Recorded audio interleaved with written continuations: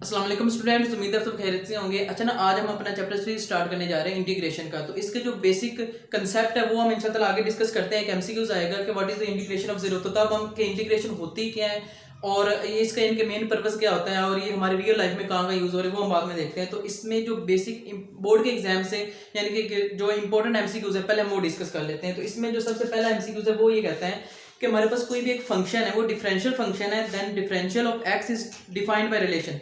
यानी कि हमने ये 3.1 की एक एक्सरसाइज 3.1 एक्सरसाइज है, उसमें हमने डिफरेंशियल लेने का तरीका पढ़ा। यानी कि जो पहली एक्सरसाइज है थर्ड चैप्टर की वो इंटीग्रेशन की नहीं है, वो डिफरेंशियल की है। तो वो वहां पर आपने एक चीज क्लियर करके पढ़ी होगी कि हमारे पास जो डी एक्स और डेल्टा एक्स है ये अप्रोक्सीमेटली इक्वल टू होते हैं। इसके अलावा एक और चीज होती है कि d y approximately equal to होता है डेल वाई के। ये दो चीजें होती हैं, ये रिलेशन होता है इनके दरमियान। तो ये आपने बुक से भी पढ़ा, एग्जांपल्स भी हैं और क्वेश्चन भी इससे रिलेटेड है। तो इसका जो राइट ऑप्शन है वो हमारे पास डी बन रहा है। डी हमारे पास ये दिया हुआ है कि d x approximately equal to होता है डेल्टा एक्स के। तो ये बात ठीक है, अलबत्ता ये भी ठीक है, लेकिन ये एमसीक्यूज नहीं है, ऑप्शन में ये दिया हुआ है तो ठीक है, ये ठीक है। उसके बाद आता है कि differential of y is denoted by. अब देखो डिफरेंशियल ऑफ y तो ये हो गया ठीक है। अब डिफरेंशियल ऑफ y इसका मतलब है कि सिर्फ और सिर्फ हमने यहाँ पर d ऐड करना है। अगर तो होता है ना differentiate with respect to x, वो हम क्या करते थे, भला अगर ये y है तो हम क्या करते थे कि d इंटू ये laws with respect to x हमने डिफरेंशियल ले लिया। लेकिन अगर सिर्फ हमने डिफरेंशिएट करना है, डिफरेंशिएट का मतलब होता है कि सिर्फ और सिर्फ हमने उसमें d ऐड करना होता है। तो ये जो सिर्फ इतना पार्ट है ये इसका हमने डिफरेंशिएट कर दिया। तो इसका जो राइट ऑप्शन है वो हमारे पास सी बन जाएगा। उसके अलावा आ जाता है कि हमने v is equal to x cube. अब हमने इसको डिफरेंशिएट करना है। अब देखो किसी विद रिस्पेक्ट टू नहीं है, सिर्फ डिफरेंशिएट करना है। तो इसका क्या मतलब होगा कि हमने ये आ जाएगा 3x²। अब पावर के अंदर वाले का हम क्या करते थे, नेक्स्ट उसका हम करते थे कि हम डिफरेंशिएट लेते थे विद रिस्पेक्ट टू x, लेकिन इधर हमने विद रिस्पेक्ट टू नहीं लेना, सिंपल डिफरेंशिएट लेना है। तो ये आ जाएगा हमारे पास d of x, that is our answer. अब देखिए अगर इसी क्वेश्चन को हमने differentiate with respect to x करना होता फिर इसका क्या आंसर आना था हमारे पास 3x²। अब हमने dx ओवर dx ये नहीं लिखना था, क्योंकि हमने पावर के अंदर वाले की जब हम डेरिवेटिव लेते हैं तो वो यूं हो जाता है और ये तो फिर 1 हो जाता है, लेकिन इधर हमने सिर्फ डिफरेंशिएट करना है। तो ये इसका जो राइट ऑप्शन है वो हमारे पास आ जाएगा इधर डी वाला। अच्छा, उसके बाद आ जाता है कि एमसीक्यूज 4 है, वो कहता है कि हमारे पास एक फंक्शन दिया हुआ है f into x plus delta x. अब वो कहते हैं कि ये किसके इक्वल है। अब देखो इसको अगर हम यूं करके लिख सकते हैं f into delta x plus, अब इसका हमने लेना है फंक्शन। अब देखो कि एक चीज है कि ये जो डेल्टा एक्स हम अभी ऊपर पढ़ कर आए हैं कि जो डेल्टा एक्स होता है वो डेरिवेटिव के इक्वल होता है। अब अगर डेरिवेटिव के इक्वल होता है तो ये भी तो डेरिवेटिव ही हुआ। फिर अगर हम फंक्शन का डेरिवेटिव किस तरह लिखते हैं, यूं कर ऊपर बार से छोटा सा लगा के यूं करके डिनोट करते हैं, तो ये इसका राइट ऑप्शन आ जाएगा। साथ इसका differentiate with respect differential of x भी लिख देंगे। तो ये इसका जो राइट ऑप्शन है वो हमारे पास सी आ जाएगा। अच्छा, उसके बाद एक बहुत ही कंसेप्चुअल एमसीक्यूज है कि इफ हमारे पास वो ये कहता है कि अगर एक कोई भी फंक्शन है उसका डेरिवेटिव किसी भी फंक्शन के इक्वल है, ठीक है। अब वो कहता है कि हमने जो ये फंक्शन होगा यानी कि ये वाली चीज जो है ये किसके, ये इसका और इन दोनों के दरमियान कौन सा रिलेशन होगा, ये इसका डेरिवेटिव होगा या इंटीग्रल होगा, कौन सा पार्ट होगा, तो वो हम देख लेते हैं। मेन चीज क्या करते हैं कि हमने ये फाइंड करना है, यूं समझ लें कि हमने ये फाइंड करना है। ये फाइंड करने के लिए क्या करेंगे हम, ये डेरिवेटिव है ना, तो डेरिवेटिव को यूं भी तो लिख सकता हूँ, ये आपको समझाने के लिए सिर्फ मैं यूं करके लिख रहा हूँ ताकि समझने में आसानी हो। अब उसके अलावा दोनों साइड पे अगर हम इंटीग्रेशन अप्लाई करें तो इंटीग्रेशन और डेरिवेशन दोनों आपस एक दूसरे के एंटी होते हैं, यानी कि उल्ट होते हैं। तो ये दोनों आपस में कैंसिल आउट हो जाएंगे, बाकी क्या चीज रह जाएगी, phi of x is equal to हमारे पास आ जाएगा integral part of f of x। अब देखो कि ये इंटीग्रल आ गया, तो इसका जो राइट ऑप्शन है वो हमारे पास बी आ जाएगा, यानी कि दोनों में जो रिलेशन है वो कौन किस चीज का है, इंटीग्रेशन का। अच्छा, उसके बाद हमारे पास एमसीक्यूज नंबर 6 आ जाता है कि वो कहता है सेकंड स्क्वायर nx dx। अब हमने इसकी इंटीग्रेशन निकालनी है। देखो ये जो ट्रिग्नोमेट्रिक इंटीग्रेशन है इसको करने से पहले बेसिक चीज है कि आपको डेरिवेशन आनी चाहिए। मैंने वहां पर भी बात की थी कि वो आपको जितनी अच्छी तरह आएगी डेरिवेशन उतनी अच्छी इंटीग्रेशन होगी। अब देखो हमने फार्मूलाज पढ़े थे, फार्मूलाज के लिए मैंने ट्रिक पे भी एक वीडियो अपलोड की हुई थी, अगर आपको नहीं याद हो रहा है तो वहां से आप इजीली याद कर सकते हो। तो अब हमने देखना है कि इनकी इंटीग्रेशन कैसे लेंगे। डेरिवेशन तो हमने देख ली। इसका आसान तरीका ये होता है, कोई भी फंक्शन आ जाए तो आपने देखना होता है कि किसका डेरिवेटिव था। अब देखो कि secant square n x, secant square x, यानी कि हमारे पास अगर ये आ जाए सीकेंड स्क्वायर एक्स, तो ये किसका डेरिवेटिव था? ये हमने पढ़ा था tan x, इसका जो डेरिवेटिव था वो सीकेंड स्क्वायर x था। तो हम अभी हमने यही देखना है कि ये किसका डेरिवेटिव था। तो ये किसका डेरिवेटिव था? tan x का। तो इधर अब हमारे पास क्या चीज आ जाएगी? tan। अब एंगल भी देना, इधर एंगल x था तो इधर हमारे पास इधर भी x है। अब इधर nx है तो इधर हमारे पास nx आ जाएगा। उसके अलावा एक और चीज होती है, जब हम डेरिवेटिव लेते हैं तो साथ एंगल का डेरिवेटिव भी लिखते हैं। इधर अब एंगल का डेरिवेटिव कितना है हमारे पास? 1।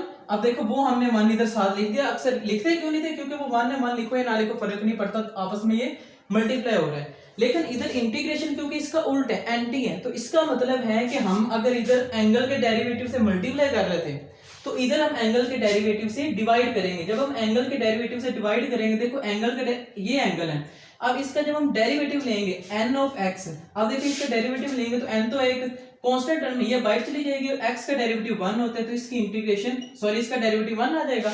अब इधर हम जब डेरिवेटिव लेते थे तो मल्टीप्लाई करते थे एंगल के डेरिवेटिव से।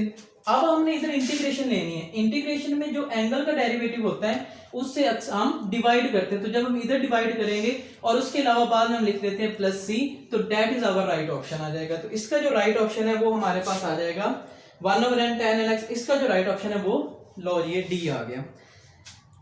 अच्छा, उसके बाद ये MCQ 7 है, ये बहुत ही ज्यादा इजी है लेकिन देखने में थोड़ा मुश्किल लग रहा है, ये देख लेना। इसमें वो कहता है कि हमारे पास है cot अल्फा और dy। अब ये किसके इक्वल है? देखो वो साथ ये भी कह रहे हैं कि जो अल्फा है वो एक हमारे पास क्या है? कांस्टेंट है, और कांस्टेंट का डेरिवेटिव जो होता है वो हमें पता है वो 0 होता है। ठीक हो गया। और इसकी जो इंटीग्रेशन होती है कांस्टेंट की, वो जिसके रिस्पेक्ट से होती है वो इसकी इंटीग्रेशन होती है। जिस तरह मैं यहाँ कहूँ कि हमने इंटीग्रेशन लेनी है 1 की, 1 एक कांस्टेंट नंबर है, किसके रिस्पेक्ट x के, तो 1 की इंटीग्रेशन क्या हो जाएगी हमारे पास? x। ठीक हो गया। इसी तरह अगर इधर y होता तो इस 1 की इंटीग्रेशन हमारे पास y हो जानी थी। यही चीज है। अब वो कहते हैं कि cot अल्फा ये पूरी टर्म एक कांस्टेंट नंबर है।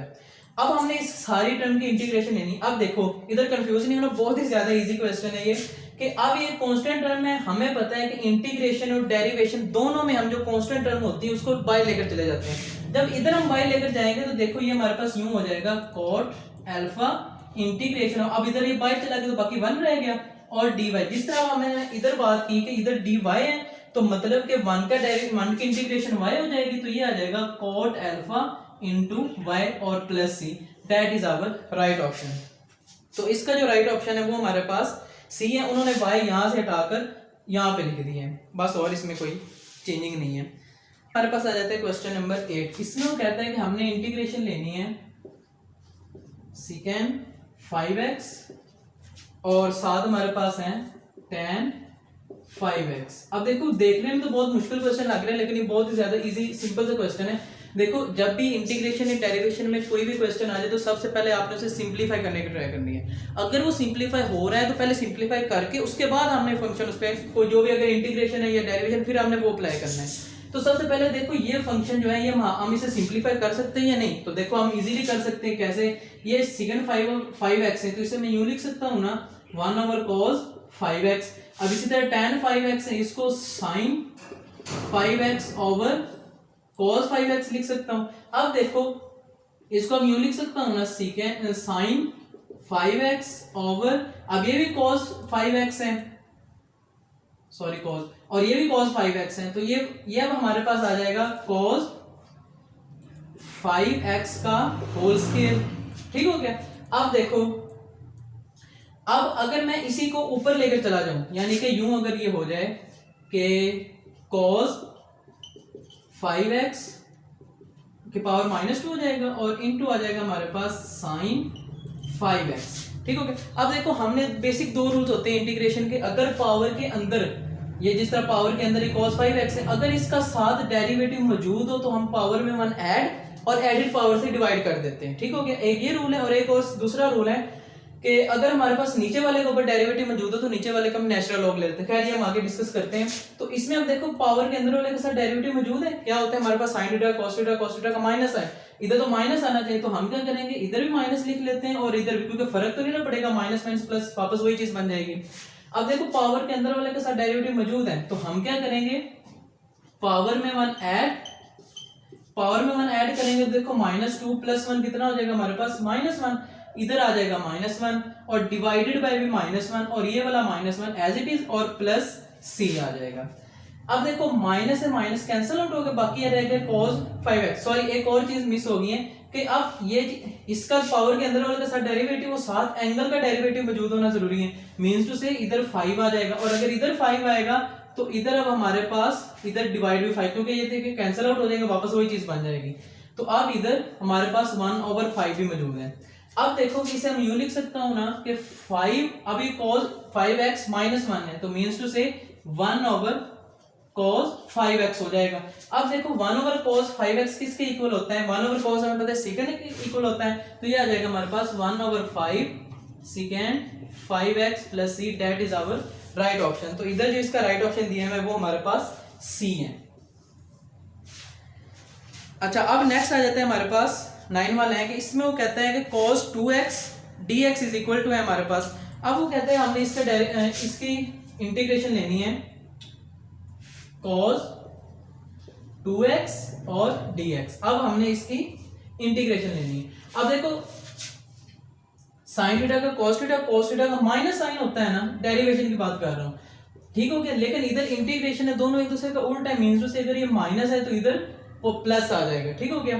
तो अब ये cos 2x हो गया। दूसरी चीज होती है जब हम डेरिवेटिव ले रहे होते हैं तो एंगल को साथ मल्टीप्लाई करते हैं एंगल के डेरिवेटिव को, और इधर हम एंगल के डेरिवेटिव को डिवाइड करते हैं तो इधर ये हमारे पास लॉज यूं हो जाएगा और plus c, that is our right option. बस इतनी सी बात थी इसमें, तो ये हमारे पास डी वाला इसका राइट ऑप्शन आ जाएगा। उसके बाद हमारे पास नेक्स्ट है कि integration of ax + b and dx। अब हमने इसकी अब हमने इंटीग्रेशन लेनी है, तो देखो क्या होगा, हमने पढ़ा है कि अगर पावर के अंदर वाले के साथ डेरिवेटिव मौजूद हो तब पावर के अंदर हमारे पास ये चीज है, तो इसका डेरिवेटिव साथ मौजूद है या नहीं अभी हम देख लेते हैं। ax का डेरिवेटिव क्या होगा a और d का डेरिवेटिव 0, मींस से इस सारी टर्म का जो डेरिवेटिव वो a होगा। तो a का इधर a कांस्टेंट नंबर है, उसे मल्टीप्लाई डिवाइड कर ले फर्क नहीं पड़ता इंटीग्रेशन में, लेकिन वेरिएबल से करते हैं, यानी कि हम x से मल्टीप्लाई डिवाइड नहीं कर सकते, किसी कांस्टेंट से कर सकते हैं। तो अब a भी एक कांस्टेंट है तो इसे मल्टीप्लाई कर दिया और इधर अब हमने इसे डिवाइड कर दिया। अब देखो पावर के अंदर वाले के साथ डेरिवेटिव मौजूद है तो सिंपली हम क्या करेंगे कि पावर में 1 एडेड पावर से डिवाइड, सिंपल, बस यही हमारा आंसर आ जाएगा और ये 1/a as it is, that is our right option. तो इसका जो राइट ऑप्शन दिया है वो हमारे पास a1 है। अच्छा अब नेक्स्ट देखो कि 1/ax - 1। अब इसमें ये कहता है 1/ax - 1। अब हमने इसकी इंटीग्रेशन लेनी है। अब देखो हमने पढ़ा है कि अगर नीचे वाले का ऊपर डेरिवेटिव मौजूद हो तो एक दूसरा रूल ये भी है ना, तो नीचे वाले के ऊपर डेरिवेटिव मौजूद है या नहीं, नीचे वाले का डेरिवेटिव क्या बन रहा है हमारे पास a तो ऊपर मौजूद नहीं है, लेकिन एक कांस्टेंट नंबर है, तो मींस टू से a से हम मल्टीप्लाई भी कर सकते हैं और डिवाइड भी, फर्क क्वेश्चन पे नहीं पड़ेगा। अब देखो अब नीचे वाले के ऊपर डेरिवेटिव मौजूद है तो अब हम सिंपल क्या करेंगे, नेचुरल लॉग ऑफ नीचे वाले का अब हम डेरिवेटिव ले लेते हैं, डेरिवेटिव लेके ऊपर हम साइड पे मॉड लगा देंगे। तो इसका जो राइट ऑप्शन है वो हमारे पास आ जाएगा ऑप्शन नंबर सी, और एंड पे वही हर जब भी कोई इंटीग्रेशन क्वेश्चन करेंगे तो एंड पे प्लस सी आ जाएगा। उसके अलावा एमसीक्यू नंबर 12 में उसमें वो कहता है कि अगर हमने एक इंटीग्रेशन लेनी है a की पावर ax dx। अब देखो सिंपली वही चीज है, एक और चीज डिस्कस करनी थी कि देखो e की पावर x, इसका डेरिवेटिव और इसकी इंटीग्रेशन दोनों e की पावर x ही होती हैं। क्यों? क्योंकि देखो हम क्या करते थे कि e की पावर जब x का हम डेरिवेटिव लेते थे तो इसका डेरिवेटिव क्या होता है, मतलब e की पावर x ही, नीचे वाले का नेचुरल लॉग और ऊपर वाले का डेरिवेटिव, ठीक हो गया। ये चीज हमने पिछले चैप्टर में डिस्कस की थी। अब ये भी 1 होता है, ये भी 1 होता है, इसलिए हम सिंपल ये लिख देते हैं, ठीक हो गया। लेकिन जब हम इंटीग्रेशन की बात करते हैं, अगर e की पावर x की इंटीग्रेशन देखी जाए वो भी ये होती है, लेकिन क्योंकि दोनों एक दूसरे के उल्टे हैं, अगर इधर हम मल्टीप्लाई कर रहे हैं तो मींस टू से कि इंटीग्रेशन में हम इन दो चीज़ों को डिवाइड करेंगे, नेचुरल लॉग ऑफ ई और dx ओवर x ये।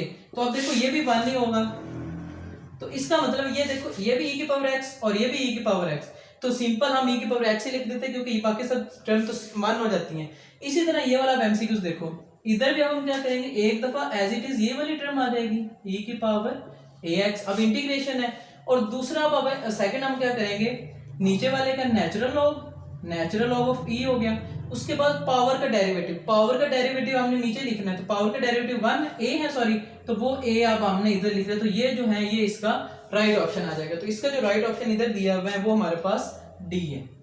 बस 13 क्वेश्चन आ जाता है। अच्छा मैंने ना पहले अभी सिंपल पहले सॉल्व करके लिख लिया ताकि हमारा टाइम बच जाए। तो अब नेक्स्ट आ जाता है हमारे पास cos x डेरिवेटिव। अब हमने इसका डेरिवेटिव इंटीग्रेशन लेनी है। तो देखो वैसे तो इसकी इंटीग्रेशन नहीं इजी नहीं है, लेकिन अगर हम इसको यूज करके लिख लें cos ओवर sin, अब देखोगे नीचे इसे cos ओवर sin लिख सकते हैं ना। अब देखो नीचे वाले का जो डेरिवेटिव मौजूद है sin cos x हाँ मौजूद है, तो इसका मतलब है कि हम नीचे वाले का नेचुरल लॉग ले लेंगे। जब नीचे वाले का नेचुरल लॉग लेंगे तो वो natural log of sin x plus c, तो इसका जो राइट ऑप्शन है वो d बन जाएगा। उसके बाद नेक्स्ट 14 है, उसमें कहते हैं कि e की पावर x dx। अब ये पीछे भी हम चीज डिस्कस करके आ चुके हैं कि e की पावर x के जो डेरिवेटिव और इंटीग्रेशन होती है दोनों सेम होती है, हमारे पास e की पावर x होती है। उसके बाद 15 है, 15 में वो कहता है कि अब हमने इसका डेरिवेटिव लेना है, ये भी सेम इसी तरह ही है, सॉरी इंटीग्रेशन लेनी है, तो ये एक दफा वैसे ही आ जाएगा। फिर हमने पावर के जो डेरिवेटिव को साथ डिवाइड करना है, तो जब पावर का डेरिवेटिव लेंगे तो देखो ये टर्म भी कांस्टेंट है, ये भी इसमें ये कांस्टेंट है, ये वेरिएबल है, तो जब इसका डेरिवेटिव लेंगे तो ये बाहर आ जाएगा और इसका डेरिवेटिव जो है 1 आ जाएगा। तो मींस टू से इस सारी टर्म का जो डेरिवेटिव है वो सिर्फ और सिर्फ लैम्डा बच जाएगा, तो लैम्डा से डिवाइड कर दिया, तो इसका जो राइट ऑप्शन है वो हमारे पास ए बन जाएगा। उसके बाद 16 बहुत ही सिंपल है कि x की पावर n है, साथ पावर के अंदर वाले का डेरिवेटिव d की पावर x मौजूद है, तो इसका मतलब है कि पावर में 1 एडेड पावर से डिवाइड कर दिया plus c, that is our right option. उसके बाद 17 आ जाता है कि 1/1 minus x square under root. अब हमने इसकी इंटीग्रेशन लेनी है। देखो जब हमने डेरिवेशन इंटीग्रेशन के जो ये सॉरी ट्रिग्नोमेट्रिक के जो फंक्शन थे उनके जब हम डेरिवेटिव पढ़े थे तो तब हमने इनवर्स के फार्मूलाज पढ़े थे। तो देखो ये किसका फार्मूला था, इसके एक ट्रिक पे भी वीडियो अपलोड हो चुकी है, अगर आपने वो नहीं देखे तो पहले वो देख लें, बहुत ज्यादा इजीली इनवर्स के फार्मूलाज भी आपको याद हो जाएंगे। उसके बाद ये किसका डेरिवेटिव होता है, तो ये हमें पता है कि साइन इनवर्स x का डेरिवेटिव होता है, तो ये इसका राइट ऑप्शन आ जाएगा। उसके बाद होता है कि आता है कि माइनस साइन एक्स, ये 18 वाला क्वेश्चन है कि इसकी हमने इंटीग्रेशन लेनी है। देखो साइन एक्स का डेरिवेटिव क्या होता है, minus cos x, sorry sine x का डेरिवेटिव होता है कॉस एक्स, तो इसकी इंटीग्रेशन क्या होगी, क्योंकि इसका उल्टा है तो ये आ जाएगी माइनस कॉस एक्स, तो ये माइनस एक पहले से मौजूद है, एक ये तो माइनस माइनस प्लस हो जाएगा, तो इसका जो राइट ऑप्शन है वो हमारे पास कॉस एक्स आ जाएगा।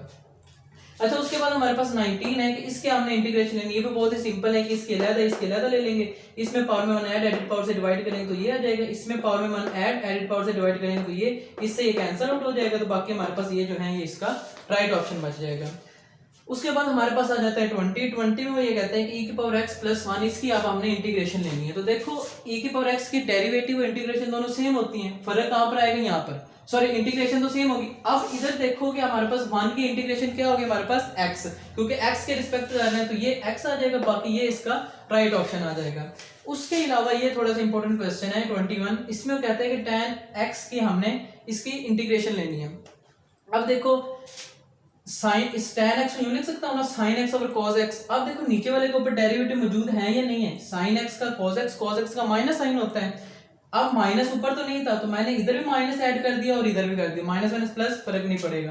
उसके अलावा क्या किया गया, अब देखो नीचे वाले के ऊपर डेरिवेटिव मौजूद है तो नीचे वाले का नेचुरल लॉग, अब नीचे वाले का नेचुरल लॉग ले लिया, अब इधर माइनस है। अब देखो नेचुरल लॉग की प्रॉपर्टी हमने 9th क्लास में पढ़ी थी कि अगर साथ कोई चीज इधर मल्टीप्लाई हो रही होती है तो हम वो चीज इधर उठा के पावर में लिख लेते हैं, तो ये जो माइनस है इसे इधर हमने पावर में लिख दिया।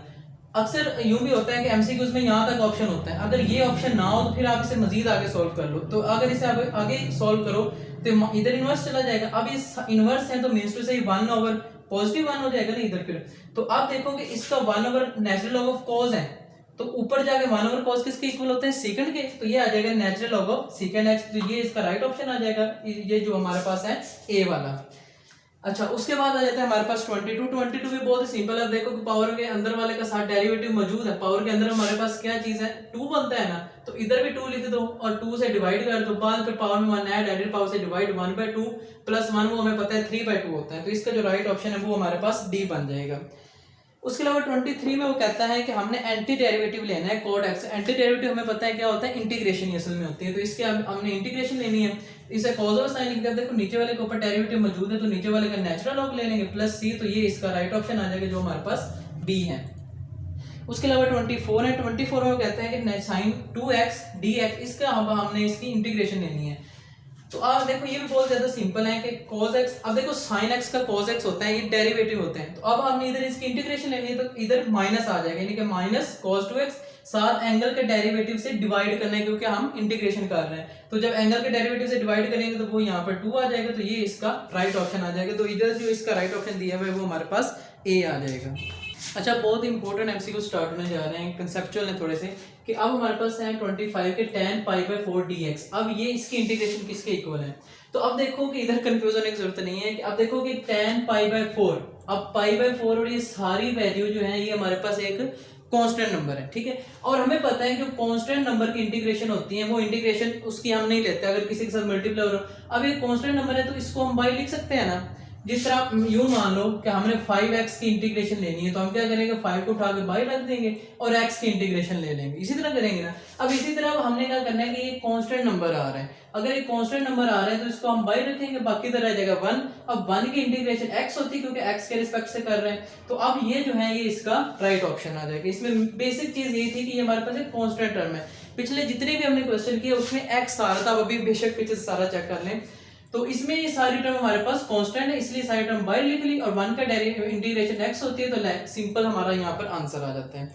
उसके अलावा नेक्स्ट आ जाता है हमारे पास 26 में वो कहता है, ये भी सिंपल सा है कि sin p और cos x dx। अब देखने में तो बहुत ज्यादा कॉम्प्लिकेटेड लग रहा है, लेकिन देखो कि sin p हमारे पास क्या चीज है, एक कांस्टेंट नंबर है, कांस्टेंट है तो इसको बाय लिख लिया। अब 1 ओवर cos x रह गया। अब देखो 1 ओवर cos किसके इक्वल हो जाएगा, secant x के, और secant x किसका डेरिवेटिव था हमारे पास, tan x का। तो अब ये जो है ये इसका हमारे पास राइट ऑप्शन आ जाएगा जो कि बी वाला है। उसके अलावा 27 में कहते हैं 1 ओवर x की हमने इंटीग्रेशन लेनी है, तो ये हमें पता है कि अगर नीचे वाले के ऊपर डेरिवेटिव मौजूद है तो नीचे वाले का हम नेचुरल लॉग ले लेते हैं, सिंपली तो इतनी सी बात थी। उसके अलावा 28 है कि a की पावर x dx है। अब हमने इसकी इंटीग्रेशन लेनी है तो a की पावर x आ जाएगा। उसके बाद अलावा हम नीचे वाले का नेचुरल लॉग भी लेते थे, तो इसका नीचे वाले का नेचुरल लॉग ऑफ a आ जाएगा। e की पावर x जब हम करते थे तो हम तब भी ये नेचुरल लॉग ऑफ e से ही डिवाइड करते हैं, लेकिन नेचुरल लॉग ऑफ e हमारे पास 1 होता है, इसलिए हम वो लिखते नहीं है और हम कह देते हैं कि e की पावर x की जो इंटीग्रेशन है वो भी e की पावर x है। लेकिन अगर नीचे बेस में हमारे पास कोई और कांस्टेंट नंबर आ जाए, 5 आ सकता है, 4 आ सकता है, 1a आ सकता है, अगर इस केस में फिर हम उसको यूं करके लिखेंगे। उसके अलावा 29 है, ये थोड़ा कॉम्प्लिकेटेड सा है, ये थोड़ा समझ लेना। इसमें कहते हैं कि हमने 1 ओवर 1 प्लस cos x इसकी हमने इंटीग्रेशन लेनी है। अब देखो इसकी इंटीग्रेशन किसी भी रूल से, फर्स्ट प्रिंसिपल है, सेकंड जो भी है, और उससे ये सॉल्व नहीं हो सकता। इसका सिंपल बेसिक ये है कि हमने जो आइडेंटिटीज पढ़ी थी एफएससी पार्ट 1 में 10th चैप्टर में, हमने इधर वो सॉल्व करनी है। वो कौन सी थी कि अब देखो cos 2x के हमने 3 फार्मूलाज पढ़े थे। एक तो फार्मूला ये था और एक हमारे पास ये भी था कि 1 minus 2 sine square x, sorry, और ठीक है। और एक और हमारे पास था कि sine square x minus cos square x, ये तीनों cos 2x के फार्मूलाज हैं ये तीनों। लेकिन हमने किस क्वेश्चन में कौन सा यूज करना होता है, इसकी एक छोटी सी ट्रिक ये होती है, ये बात माइंड में उठा लेना कि हमने वो वाला फार्मूला यूज करना होता है जिसकी वजह से जो साथ वाला 1 है ना ये कैंसिल आउट हो जाए, सिंपल बस इतना। अब देखो कौन सी चीज यूज करें, कौन सा फार्मूला यूज करें कि साथ वाला 1 कैंसिल होगा। अगर हम ये यूज करें तो ये तो प्लस का आ रहा है, ये भी प्लस का, ये नहीं कैंसिल होगा। लेकिन अगर हम ये यूज करें तो ये प्लस का है, ये माइनस का, ये कैंसिल आउट हो सकते हैं। मींस टू से हमने ये बस माइंड में सोच लेना कि हमने इन तीनों में से कौन सा फार्मूला सिलेक्ट करना है, ये वाला। उसके बाद नेक्स्ट स्टेप क्या आता है, हमें तो cos x का चाहिए, इधर तो cos 2x है, मतलब कि हमने जो एंगल है, सिर्फ एंगल को हमने दोनों साइडों पे 2 से डिवाइड कर दिया, इधर भी एंगल को 2 से डिवाइड कर दिया और इधर भी। अब ये तो कैंसिल आउट हो गया, बाकी cos x रह जाएगा। अब इधर हमारे पास ये आ गया, अब ये जो वैल्यू आई है इसको उठा के इसकी जगह पुट कर दिया। अब देखो ये आ गया, अब 1 से 1 कैंसिल आउट, बाकी सिंपल ये टर्म बच गई कि 1/2 cos स्क्वायर x/2। अब देखो कि 1/2 ये तो वैसे ही नीचे रह जाएगा, ठीक हो गया। उसके अलावा नेक्स्ट चीज हमारे पास आ जाती है कि cos स्क्वायर x/2, अब ये ऊपर चला जाएगा cos स्क्वायर, तो बाकी हमारे पास क्या रह जाएगा, secant स्क्वायर x/2, ठीक हो गया। अब देखो कि ये कि secant स्क्वायर किसका डेरिवेटिव था, tan का। अब एक और चीज है कि इसका जो साथ डेरिवेटिव है, इसका भी साथ डेरिवेटिव मौजूद होना चाहिए ना। तो इसका जो डेरिवेटिव है वो हमारे पास होता है 1/2, क्योंकि x है तो 1/2, सॉरी ये आ जाएगा, इस तरह आ जाएगा हमारे पास 1/2, ये नीचे चलता आ रहा है ना। तो अब साथ डेरिवेटिव भी मौजूद है, तो मतलब कि ये हमारे पास tan x/2 का डेरिवेटिव आ जाएगा। तो इसका जो राइट ऑप्शन है वो हमारे पास ए आ जाएगा 29।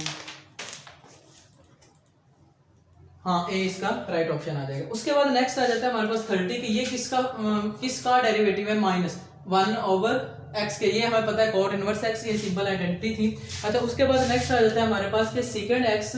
अब इसकी अब हमने इंटीग्रेशन लेनी है। तो इसकी इंटीग्रेशन देखो निकालने का सिंपल से एक ही तरीका है कि आप secant x plus tan x से मल्टीप्लाई भी कर दें और डिवाइड भी कर दें। अब ये याद कैसे रहेगा, ये असल में दो सिंपल है, सिर्फ ये दो पूरे आपके चैप्टर में है, एक को सेकंड का और एक ये हमारे पास सेकंड का है। आज हम ये कर लेते हैं, अगर नेक्स्ट वीडियो में हम दूसरा डिस्कस कर लेंगे। तो इसकी इंटीग्रेशन कैसे लेंगे हम, इसकी इंटीग्रेशन सिंपल इस तरह लेंगे कि secant x plus tan x। अब ये याद रखने का आसान तरीका देखो, tan x का क्या डेरिवेटिव होता है secant, यानी कि दोनों एक दूसरे से रिलेटेड है, बस यूं करके आपने मायने में उठाने। इसी तरह मल्टीप्लाई भी कर दिया और डिवाइड भी, फर्क तो नहीं ना पड़ेगा। अब देखो अगर इन दोनों को कैंसिल आउट कर दे, बाकी सिर्फ सिंपल वो secant x ही बच जाएगा। अब उसके अलावा क्या करना है कि इसको secant x को इससे मल्टीप्लाई कर देना है और इसको इससे मल्टीप्लाई कर देना है। तो ये आ जाएगा हमारे पास secant square x और ये plus secant x tan x आ जाएगा। तो ये अब देखो कि नीचे वाले के ऊपर डेरिवेटिव मौजूद है या नहीं है। अब देखो secant x का डेरिवेटिव क्या होता है हमारे पास, इसका जो डेरिवेटिव है वो ये इधर पड़ा हुआ है कि secant x tan x, और tan x का जो डेरिवेटिव है वो हमारे पास इधर पड़ा हुआ है secant square x का। सही, ठीक हो गया। तो हम यानी कि नीचे वाली सारे टर्म्स का ऊपर डेरिवेटिव मौजूद है, तो मींस टू से नीचे वाले का हम नेचुरल लॉग ले सकते हैं। तो इसका जो राइट ऑप्शन है वो हमारे पास सी आ जाएगा। तो सी जो है वो इसका राइट ऑप्शन है। अच्छा, नेक्स्ट अब हमारे पास आ जाता है 32 में ये कहते हैं कि 1/1 प्लस एक्स स्क्वायर। अब इसकी इंटीग्रेशन है, ये भी फॉर्मूला जो हम पीछे करके आ चुके हैं, इसकी जो इंटीग्रेशन होती है वो हमारे पास tan इनवर्स x हो जाएगी। उसके बाद नेक्स्ट है हमारे पास 33। अब देखो मैंने जिस तरह पहले बात की कि हमारे पास अगर कोई भी एक ऐसा क्वेश्चन आ जाए जिसको सिंपलीफाई किया जा सकता है तो उसको पहले सिंपलीफाई कर लो। अब इसको अगर हम सिंपलीफाई करें तो इसके अंदर मल्टीप्लाई कर देंगे, इसको मल्टीप्लाई कर दिया, हमारे पास x इस फॉर्म में आ गया। अब देखो अब हमने इंटीग्रेशन अप्लाई कर दी दोनों पे अलग-अलग, इस पे की इस पे ये आ जाएगा और इस पे की तो हमारे पास ये आ जाएगा। दोनों पे पावर के अंदर वाले के साथ डेरिवेटिव मौजूद था तो पावर में 1 ऐड, एडेड पावर से डिवाइड कर दिया। अब इसको 5/2 था तो ऊपर लिखेंगे तो 2/5 हो जाएगा, बाकी पावर एज इट इज, और दैट इज आवर आंसर, जो इसका राइट ऑप्शन सी आ जाएगा। उसके बाद 34 है हमारे पास। 34 में ये कहता है कि हमने sin x का जो है वो इंटीग्रेशन लेनी है। तो अब देखो sin x का डेरिवेटिव क्या होता है हमारे पास cos x, ठीक हो गया। लेकिन इसका जब हम इसकी इंटीग्रेशन की बात करेंगे तब हमारे पास साथ माइनस भी आ जाएगा, ये सिंपल जिसने पहले हम करके आ चुके हैं, तो इसका राइट ऑप्शन हमारे पास डी आ जाएगा। उसके बाद 35 है। 35 में वो ये कहता है कि हमारे पास integration is the reverse process of, ये हम बार-बार चीज डिस्कस कर चुके हैं, रिवर्स, इनवर्स और हमारे पास एंटी जो होता है ये डिफरेंशिएशन का होता है। तो इसका जो राइट ऑप्शन है वो हमारे पास बी आ जाएगा। उसके बाद 36 है, ये भी सिंपल है, इसकी भी हम पीछे 2-3 दफा एमसीक्यू सेम ये इसी तरह करके आ चुके हैं। उसके बाद 37 है, ये थोड़ा इंपॉर्टेंट है, ये देख लो। अब हमने इसकी इंटीग्रेशन लेनी है। देखो ये तो एक कांस्टेंट टर्म है, देखो जब भी कोई क्वेश्चन आए तो आपने पहले ये चीज यानी कंफर्म कर लेनी कि इसमें कोई टर्म कांस्टेंट तो नहीं है। अगर कोई टर्म कांस्टेंट है, चाहे वो ट्रिग्नोमेट्रिक फंक्शन के साथ है, चाहे वो नेचुरल लॉ के साथ है, चाहे वो एक्सपोनेंशियल ई की पावर की फॉर्म में है, आपने उसको बाय ले लेना है। अब देखो इधर अब हमारे पास एक कांस्टेंट फॉर्म है, ठीक है, कांस्टेंट टर्म, इसको अपने बाय ले ले, बाकी सिंपल ये चीज इसकी अब हम इंटीग्रेशन ले लेंगे। जब इसकी इंटीग्रेशन लेंगे तो एक पावर x और एक का नेचुरल हो गया वो नीचे डिवाइड हो जाएगा, तो इससे ये कैंसिल आउट, तो ये इसका राइट ऑप्शन आ जाएगा।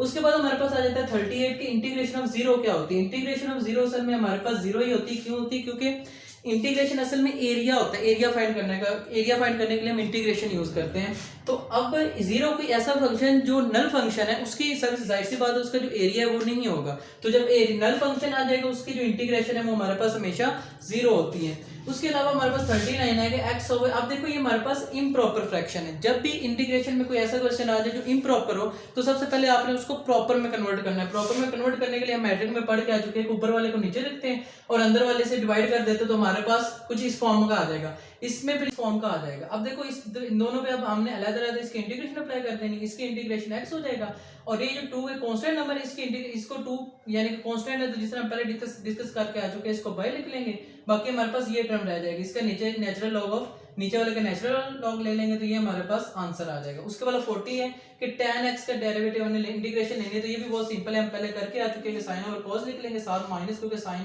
cos का जो डेरिवेटिव होता है उसमें माइनस साइन आता है तो ये ऊपर माइनस चला जाएगा, ये हमारे पास 1/cos हो जाएगा और ये हमारे पास log of second x plus c, ये हमारा राइट ऑप्शन आ जाएगा। तो ये थी आज की छोटी सी वीडियो, तो नेक्स्ट मिलते हैं फिर 40 से ऑनवर्ड लेकर चलेंगे, तब तक के लिए टेक केयर, अल्लाह हाफिज।